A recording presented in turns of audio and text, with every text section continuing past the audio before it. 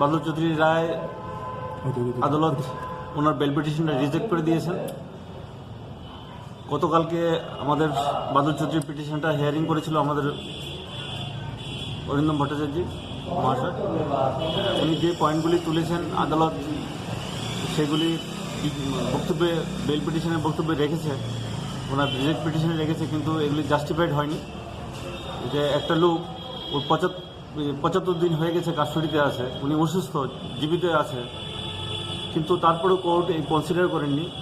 না করে ওনার যে সরকারি উকিল 90 দিনের কথা বলেছেন, সেই 90 দিনের সমর্থনে উনি বেল পিটিশনটা রিজেক্ট করেছেন, যেটা গতকালকে শুনেছেন, আজকে রায় দিয়েছেন। তো আমাকে সবাই কোর্টে জিজ্ঞেস করছে যে গতকালকে শুনে একদিন পরে রিজেক্ট গতকালকে দিতে পারতো, তো যার ফলে সবাই আঙুল তুলছে। এখন আমরা সবাই নেতৃত্ব যারা আছে তারা সিদ্ধান্ত করবে, যদি উপযুক্ত আমরা হাইকোর্টে যেতে পারি, বা 90 দিন হয়ে যাবে, 5 তারিখ 90 দিন হয়ে যাবে সামনে। এতে 90 দিনের মধ্যে যদি চার্জশিট না দিতে পারে তাহলে আমি যথারীতি বেল হবে।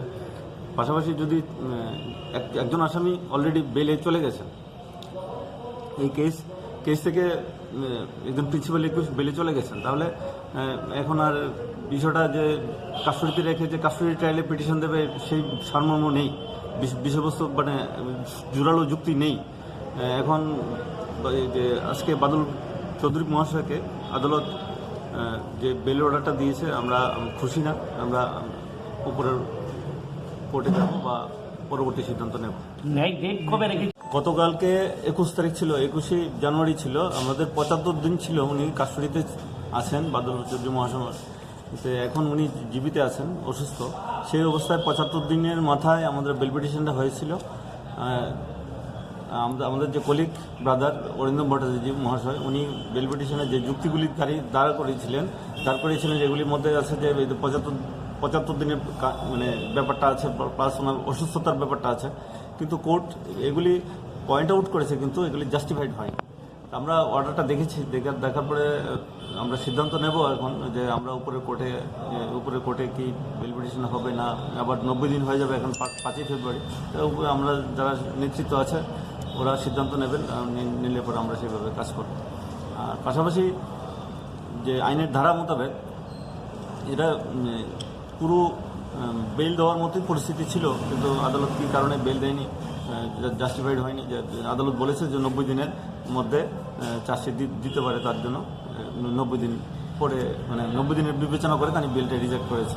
কিন্তু এই যে 90 দিনের ব্যাপারটা, 90 দিনের ব্যাপারটার মধ্যে এখন একজন আসামি এই কেসের মধ্যে যে প্রিন্সিপাল আসামি উনি বেলে চলে গেছেন, এখন 90 দিনের ব্যাপারটা মানে কোর্ট কীভাবে জাস্টিফাইড করলো আইনগতভাবে এটা মানে মিলে না, অঙ্ক মিলে না। তো এরা একজন বেল আউট হয়ে গেছে, তো কাস্টডি ট্রায়াল কোথায় হবে? সেই মামলাতে আর কাস্টডি ট্রায়ালের শক্তিটা নেই।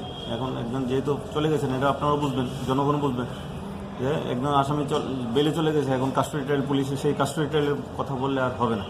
তো সুতরাং একজন বৃদ্ধ লোক, একজন অসুস্থ লোক, 75 দিন হয়ে গেছে কাস্টডিতে,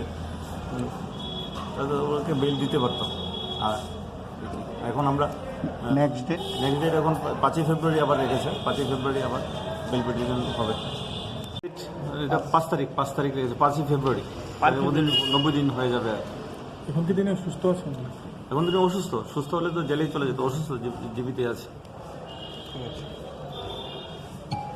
Belaikena hambai tripuri khorang nai tongnai dakukte bukuk sono sini channel tabu bonnorok subscribe khlaya khangkhe daktino subscribe khlai di jot nse sekang video norok nugna bagi aboni bagi ta makhne video ni tolaw norok nugo yagra phai sing subscribe ni suijak kasak khlai abona click khlai mani loge no kaisa bell hai khlai nugjagana nukjaka a bell click khlai re rekha ke sing video upload khlai mani loge no norok video nugana joton sai sekang nugana aboni bagi belakeno hambai nai tongdi।